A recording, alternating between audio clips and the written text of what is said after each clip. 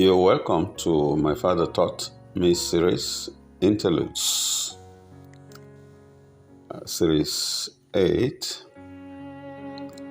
titled Beguiled Kingdoms of the World. There was a video making the round on public media concerning Christianity in the United Kingdom, which has attracted spiritual attention to the extent of the wider beguiled kingdoms of the entire world, which forms the basis of our subject matter for the day. Beloved brethren, let's patiently brace up ourselves for a serious spiritual journey into the beguiled kingdoms of the world from the past to the present. We shall then understand from scriptural viewpoint what is truly happening worldwide, the reason why and when, and above all, the truth. Let's open our topic for the day with the book of John, chapter 8, verse 31 to 32. Then said Christ to those Jews which believed on him, "If ye continue in my word, then are ye my disciples indeed, and ye shall know the truth, and the truth shall make you free." Followed up with the book of John, chapter 14, verse 16 to 18. "And I will pray the Father, and he shall give you another comforter, that he may abide with you forever, even the Spirit of truth, whom the world cannot receive, because it seeth him not, neither knoweth him. But ye know him, for he dwelleth with you, and shall be in you. I will not leave you comfortless. I will come to you."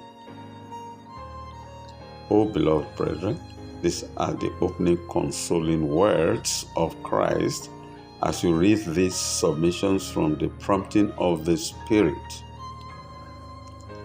My Father Taught Me series is meant to sift the truth from and within religion, science, and history on the basis of Christ's teachings.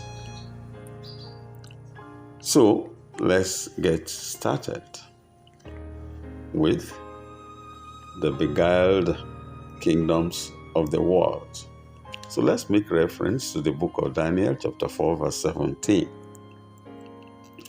"This matter is by the decree of the watchers, and the demand by the word of the holy ones, to the intent that the living may know that the Most High ruleth in the kingdom of men, and giveth it to whomsoever he will, and setteth up over it the basest of men." From the understanding above, it should be noted with the facts available that the greatest kingdom that has ever existed in largest land coverage of the world was Great Britain, with its comparative original tiny land area. Here are the facts of the beginning of what is being spilled out of the video which has taken over the media concerning Christianity and churches and church buildings, etc. It may interest you to know that the biggest empire in human history is Great Britain, according to the online documents published May 25th or 2020, demographics of the UK. So let's get to business of the demographics of the United Kingdom way back till now. So we shall start from 1913. In 1913, 412 million people lived under the control of the British Empire. 23% of the world's population at that time. It remains the largest empire in human history. Take note of that. At the peak of its power in 1920, it covered an astonishing 13.71 million square miles. That's close to a quarter of the world's land area. At its height, it was described as the empire on which the sun never sets. But of course, the sun finally did set on it. Today, Britain no longer rules the waves, and its remnants consist of 17 small dependent and unincorporated territories scattered across the world, such as the Falkland Islands and Gibraltar. Now, the second largest empire also was the Mongol Empire, which existed during the 13th and 14th centuries, and is recognized as being the largest contiguous land empire in history. It of course originated in Mongolia and once stretched from Eastern Europe to the Sea of Japan, extending to the Indian subcontinent and the Middle East, covering 9.27 million square miles. And the third largest empire, according to history, is the Russian Empire, which comes third on the list with a peak land area of 8.8 million square miles. The data for this infographic was published by website World Atlas. Having settled the facts about human history concerning all the kingdoms that have ever existed on earth in terms of size and influence that we have heard, that we have read about, and in the scriptures and in history, we can now appreciate the spiritual and significant importance of talking about the filmed video of the present-day Britain concerning churches and Christianity. The present state of Britain is a big sign and warning to the entire world, because it is the greatest empire humanity has ever known. And let humanity also see what Britain has become today. The empire unwittingly had raised martyrs of the Most High from within Britain, who were to be raised to preach the gospel of the Most High around the corners of the earth, using the communicating language of the British vast empire, English. That's between 600 AD and 1920. That's quite a long time, at which point in 1920 was the peak of the British Empire. This act was in order to fulfill the gospel worldwide according to Matthew chapter 24 verse 14. And this gospel of the kingdom shall be preached in all the world for a witness unto all nations, and then shall the end come. And it shall be preached by martyrs embedded in the greatest empire the world have ever known, using the most widely spoken language throughout the corners of the world to spread the gospel in English and now thousands of other languages. Praise the Most High. Let's refer to Psalm 145, verse 17, which says that the Most High is righteous in all his ways and holy in all his works. So let us take note of this verse and digest it very thoroughly into our veins, into our breath, into our blood, that the Most High is righteous in all his ways and holy in all his works. Now let's find out. Most of the nations that were given to Britain to rule were deadly pagan worshippers, whose traditions basically were centered on dead ancestors, mysterious objects according to their understanding, which understanding are usually based on inequality of men maintained by brute force. Every oppressed in the corners of the earth, we should take note, whether white, brown, black, will cry for impartial justice from the Most High. And the Most High said in the book of Psalm 51, verse 17, the sacrifices of the Most High are a broken spirit, a broken and a contrite heart, O Most High, thou wilt not despise. The Most High, having sent Matthias from Britain ahead to nations to preach the word of the Most High and his commandments, asking pagan nations to forsake their idol worships. Forget about all these colonial, all these speeches that the Bible was brought by the colonial people who never practiced it or thereabout. It's not our religion, and so on and so forth. But the reason God has for whatever, or the Most High has for whatever he has to do, is completely different from the way any human being can imagine or think.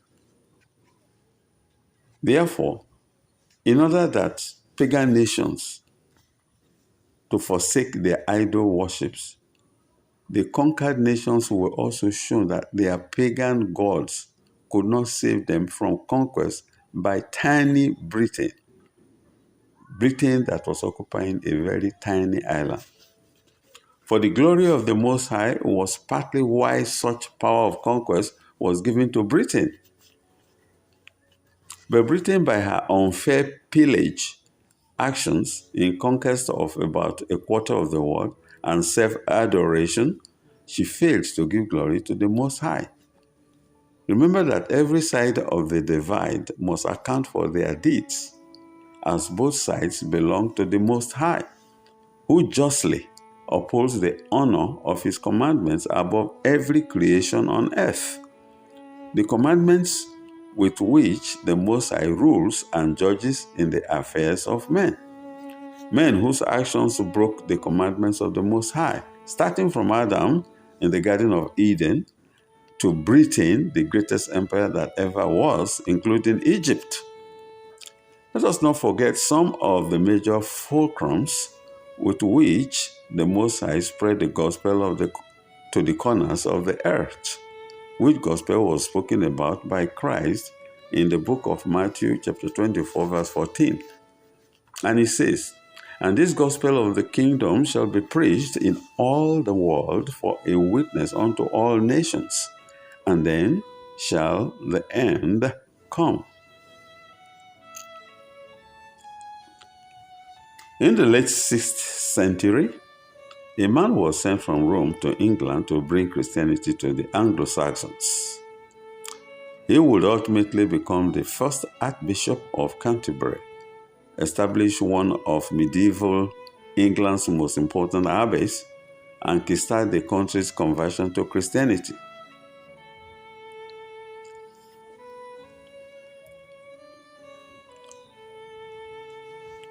Furthermore, it will be recalled that the first translation of the first complete English language version of the Bible dates from 1382 and was credited to John Wycliffe and his followers.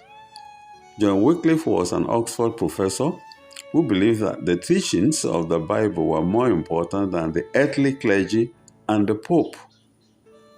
Wycliffe translated the Bible into English as he believed that everyone should be able to understand it directly. About 200 years after Wycliffe's translation, King James Version KJV, also called Authorized Version or King James Bible, English translation of the Bible, was published in 1611 under the auspices of King James I of England.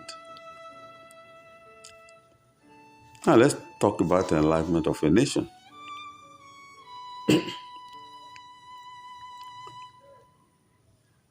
Nations and states are brought forth in the course of the Most High's providence for good ends. Indeed, no matter what evil we bring forth in our selfishness and short-sightedness, the Most High will always bring good out of it. Let's refer to the book of Isaiah chapter 66 verse 8. Who hath heard such a thing? Who hath seen such things? Shall the earth be made to bring forth in one day? Or shall a nation be born at once? For as soon as Zion travailed, she brought forth her children.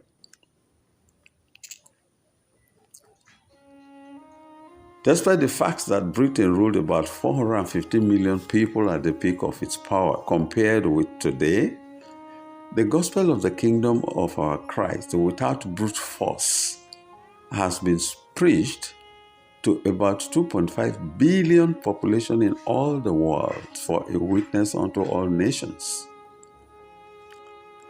And compare the above with 450 million population ruled at the peak of the Empire of Britain with all its forceful brutalities.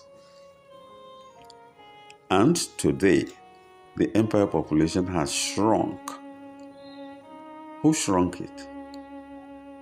Has shrunk to about 68 million from 416 million, with all its forces, guns, and of the flesh, whereas the forces of the Spirit is in the words of the Most High, which achieved and prospered to raise a figure of about 2.5 billion world Christians population without guns being used, liberated souls from rulership and worship of the British Empire,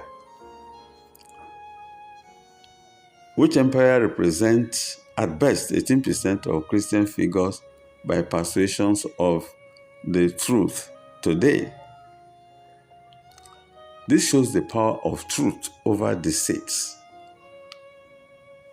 The above figures confirmed the words of Christ in the book of Matthew chapter 24 verse 14. And this gospel of the kingdom shall be preached in all the world for a witness unto all nations, and then shall the end come.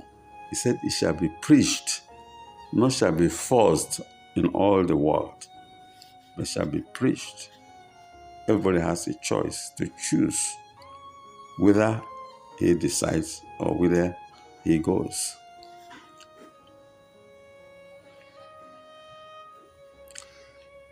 Just as in the way of the battle spoken of in the book of 2 Corinthians chapter 10 verse 4 to 6. For the weapons of our warfare are not carnal, but mighty through the Most High to the pulling down of strongholds, casting down imaginations and every high thing that exalted itself against the knowledge of the Most High, and bringing into captivity every thought to the obedience of Christ.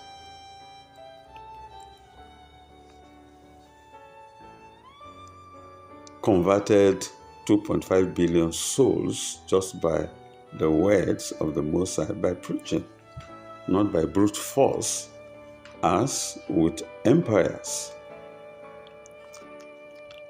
So, I'm bringing into captivity every thought to the obedience of Christ, and having in a readiness to revenge all disobedience when your obedience is fulfilled. And then the end shall come. Now the question is, how will the end come? So let's try answer how the end will come with the examples of the fall of the British Empire, starting from the World Wars I and World War II.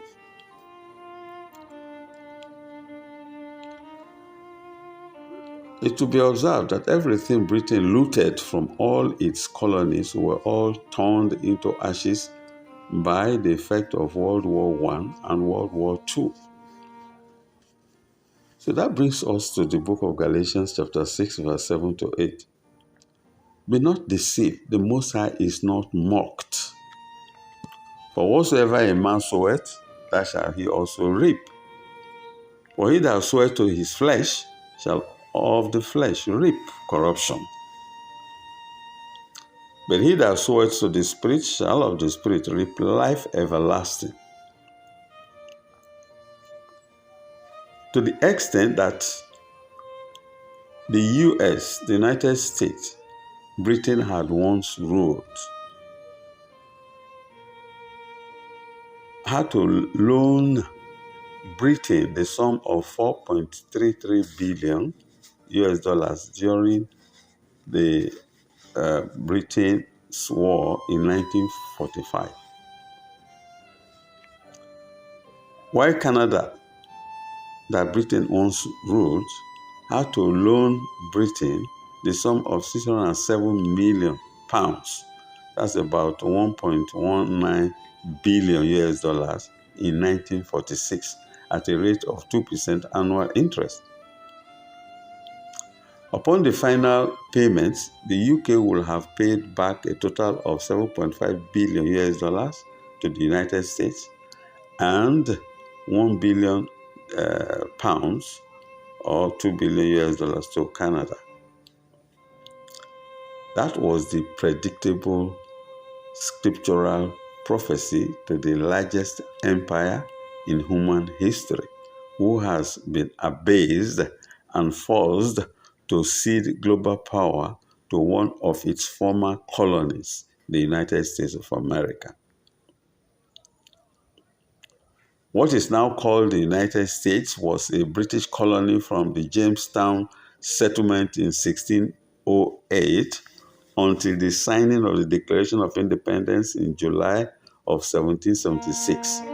British America comprised the colonial territories of the British Empire in America from 1607 to 1783. That's about 175 years that the tiny Britain ruled America. Now let's talk about the United States. The United States became the first true global superpower in the aftermath of World War II. At the end of that war, America was home to half of the world's GDP, a proportion that was never before and has never since been matched by any one country. This was posted online on the 22nd of July 2020.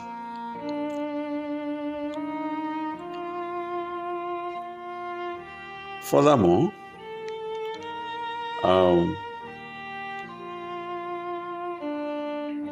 another item was posted on the 23rd of December 2011 concerning the predominant religion of United States of America, which was stated as Christianity. The United States remains a predominantly Christian nation, with 78% of all adults identifying with a Christian faith, and more than 9 in 10 of those who have a religious identity identify as Christians. This information was as at 23rd December 2011 online. And global power was ceded to America, who once upheld the Christian faith as the bedrock of their founding fathers of their Constitution. Today, America is going the same way as Britain because both countries have forgotten their first love, as stated in the book of Revelation chapter 2, verse 4 to 5. Nevertheless, I have somewhat against thee, because thou hast left thy first love. Remember therefore from whence thou art fallen, and repent and do the first works, or else I will come unto thee quickly, and will remove thy candlestick out of his place, except thou repent. Let's go to the book of Ezekiel, chapter 21, verse 26 to 27.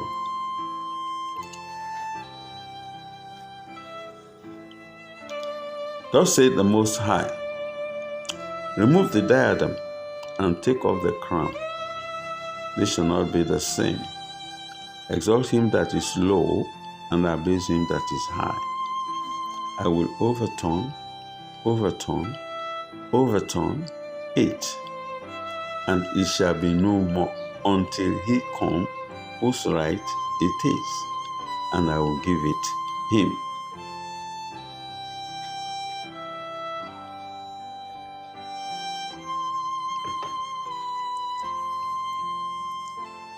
Let's go further to the book of Psalms 19, verse 7 to 11. Just to bring to our understanding who the Most High is and his law. He said, the law of the Most High is perfect, converting the soul. The testimony of the Most High is sure, making wise the simple.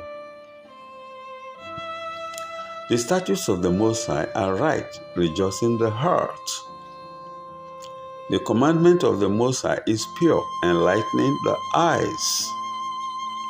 The fear of the Most High is clean, enduring forever. The judgments of the Most High are true and righteous altogether. More to be desired are they than gold, yea, than much fine gold. Sweeter also than honey and the honeycomb. Moreover, by them is thy servant warned, and in keeping of them there is great reward. So, bottom line concerning the issues of church buildings and churches in UK, it's a simple thing with the Most High as stated in the book of Acts, chapter 7, verse 48 to 49. Howbeit, the Most High dwelleth not in temples made with hands, as saith the prophet. Heaven is my throne, and earth is my footstool. What house will ye build me? What church will you build for me? All this talk about church. So what house will ye build me, saith the Most High? Or what is the place of my rest? It is not church buildings, but the temple of our hearts. Remain blessed by the Most High. My name is Steve Emmanuel Mojube, a messenger, an author, Nigerian, MFTMSseries.com, copyrights reserved, books published by Amazon worldwide. Thank you for listening and remain blessed once more.